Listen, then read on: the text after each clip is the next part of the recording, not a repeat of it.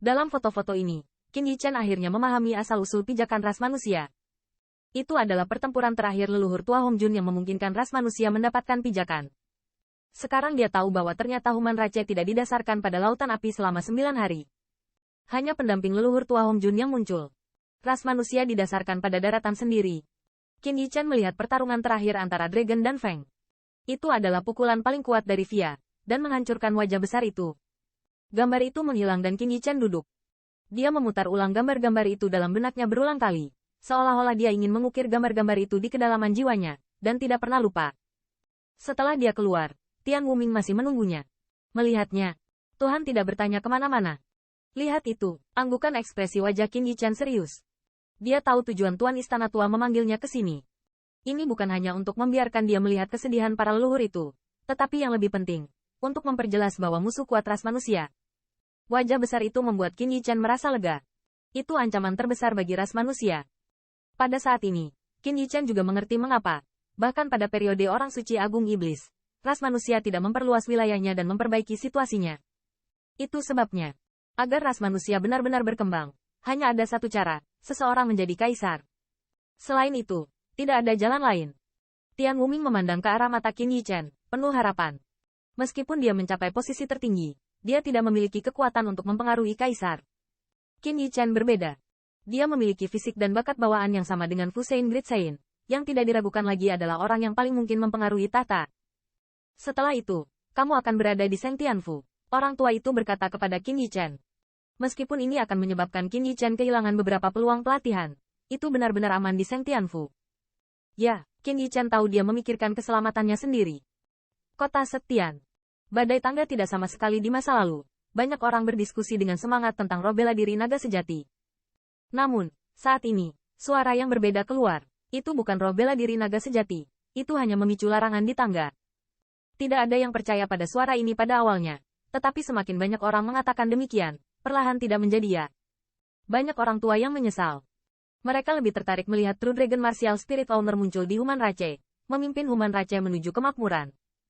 Berita itu keluar kurang lebih, tetapi menjadi berantakan, sehingga sulit untuk membedakan mana berita yang benar. Alhasil, Seng Tianfu sudah bisa menerimanya. Ras manusia memiliki roh bela diri naga sejati. Dengan ras manusia dimungkinkan untuk memiliki roh bela diri naga sejati. Keduanya adalah konsep yang sama sekali berbeda.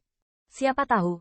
Selain itu, semua orang di daratan tahu bahwa istana surgawi ras manusia sudah mati, dan umurnya seharusnya sudah dekat. Setelah berita kejatuhannya dikonfirmasi, setidaknya 5-6 ras besar akan berkerumun dan mengambil kesempatan untuk menyerang ras manusia. Saat ini, ras manusia perlu memiliki sesuatu yang ditakuti orang. Roh bela diri naga sejati. Tidak ada keraguan bahwa keberadaan semua ras yang tidak berani dibenci. Jika pembangkit tenaga True Dragon Martial Spirit benar-benar muncul di Human Rache, maka jika Anda ingin memulai Human Rache, Anda harus menimbang diri sendiri dan apakah Anda mampu membalas dendam dari pembangkit tenaga True Dragon Martial Spirit. Oleh karena itu, bahkan jika ras-ras itu mengetahui berita tersebut, mereka akan berspekulasi apakah ras manusia sengaja merilis berita benar dan salah semacam ini, untuk mencapai tujuan ketakutan mereka. Namun, yang tidak mereka ketahui adalah selama mereka berpikir seperti ini, maka tujuan Tanah Suci tercapai. Mo Yanfeng dan Lin Fengying kembali ke Tanah Suci. Nether yang mendalam menyempurnakan spesies roh mutan atribut angin, dan fisiknya dipromosikan dan dipilih ke Tanah Suci. Setelah berita itu kembali, itu menimbulkan sensasi besar lainnya. Meskipun roh bela diri naga sejati benar dan salah, benar bahwa Qin Yichen menaiki tangga dan terpilih menjadi Seng Tianfu. Namun, Lin Fengying, yang melihat Mo Yanfeng dengan matanya sendiri, tahu bahwa Qin Yichen memiliki roh bela diri naga sejati. Mereka bisa merasakan kekuatan naga yang mencekik mereka. Hanya saja mereka, orang-orang tangga kenaikan surgawi, berkumpul bersama, dan tokoh besar Seng Tianfu secara pribadi memperingatkan bahwa tidak ada yang boleh memberitahu masalah ini, atau memberitahu siapapun. Jika tidak, mereka akan mengambil kemurtadan. Mereka pasti tahu apa arti roh bela diri naga sejati bagi ras manusia. Pada saat yang sama, juga jelas apa arti roh bela diri naga sejati bagi orang asing. Tidak peduli seberapa normal mereka bersaing satu sama lain, mereka semua adalah ras yang sama. Tanpa perlindungan kekuatan tertinggi, mereka hanyalah jatah ras alien. Oleh karena itu, bahkan ketika kembali ke Tanah Suci, mereka tetap diam tentang roh bela diri naga sejati, dan mereka mengatakan bahwa Qin Yichen lah yang merasakan tangga dan menyadari apa itu kebenaran yang mendalam. Jadi mereka dipilih oleh surga suci.